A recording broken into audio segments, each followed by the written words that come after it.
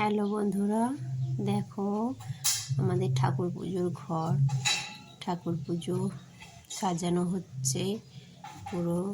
ঠাকুরগুলোকে দেখো কত সুন্দরভাবে আস্তে আস্তে করে এবং ঠাকুর পুজো ফুল দিয়ে সাজাচ্ছে। এখনও কিছু মন্ত্র বলা শুরু করেনি, তবে সাজানো শুরু হয়ে গেছে। ঠাকুর ঘরটি কেমন তোমরা দেখে বলবে। আর দেখো দুদিকে দুটো চাঁদমালা দেওয়া আছে। আর এখানে রামকৃষ্ণ, সারদামণি, বিবেকানন্দ সব ঠাকুরই আছে। তারপরে ছোট ছোট নারায়ণ ঠাকুর তো আছেই। আর এই দেখো আমাদের গাছের কি সুন্দর ফুলগুলো। এই ফুলটার নাম হচ্ছে, অনেকেই জানো অনেকেই জানো না, এই ফুলটার নাম হচ্ছে সাত ভাই চম্পা। তবে অনেকে ভাবতে পারে হয়তো সূর্যমুখী ফুল, কিন্তু এটা সূর্যমুখী নয়, এটার নাম হচ্ছে সাত ভাই চম্পা। এত সুন্দর দেখতে। আর বিয়ে বাড়িতেও এই ফুলগুলো কি সুন্দর চুলের খোপাতে নেওয়া যাবে। আর এই একটি একটি করে ফুল ঠাকুরের মাথাতেও দিয়েছে। অনেক ফুল ফুটেছিল, এখনও ফুটছে ফুলগুলো। খুব সুন্দর ফুল ঠাকুরগুলিকে সাজানো। এই যে দেখতে পাচ্ছ ঠাকুরগুলো সাজানো হচ্ছে। আর এই ফুলগুলো গাছের ছবিটিও আমি দেখাচ্ছি কেমন গাছটি। গাছটি দেখো গলাটা একটু ধরে গেছে, ঠান্ডা লেগে গেছে, তাই জন্যে বেশ বলতে একটু কষ্ট হচ্ছে। আর এখানে দেখো প্রচুর শিউলি ফুল পড়েছে, এমনভাবে পড়েছে মনে হচ্ছে শিলাবৃষ্টি হয়েছে। এত সুন্দর ফুলগুলো পড়ে আছে চারিপাশে। আর এত বড় বড়, আমাদের কাছে শিউলি ফুলগুলো খুব বড় বড় হয়। আর এই যে হলুদ ফুলগুলো, এই সাত ভাই চম্পা যেগুলো বলছি, আমি ছবিটা একটু দূর থেকেই তুলেছি, কাছে আনার চেষ্টা করছি। ফুলগুলো প্রচুর ফুল। আর ফুলগুলো কি খুব গাছগুলো লম্বা হয়, গাছগুলো এতই লম্বা হয় যে একটু করে নামিয়ে নিলে ফুলগুলো তোলা যায় না।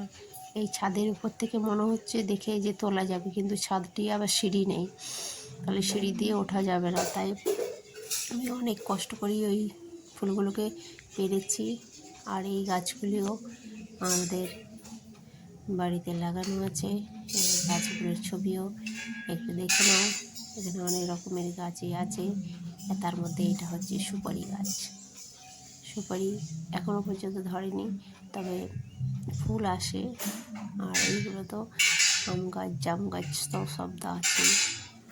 আর এর মধ্যে আছে এই যে রঙ্গন ফুল, 12 মাসই ফুল দেয়। আর কারি পাতা।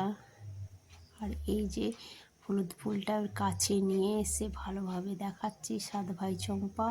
আর এত মিষ্টি দেখতে, ফুলটি দেখলেই মনে হবে ঠাকুরের পায়ে দিই, কিংবা মাথায় মনে হবে যে রেখে দিই ফুলের খোপ্পা করে। এত সুন্দর ফুলটি হাতে নিয়ে আমি দেখাচ্ছি, কত সুন্দর ফুলটি। আর প্রচুর করে ফুটছে, দেখতে এত সুন্দর লাগছে, গাছ মন ভরে যাচ্ছে একবার।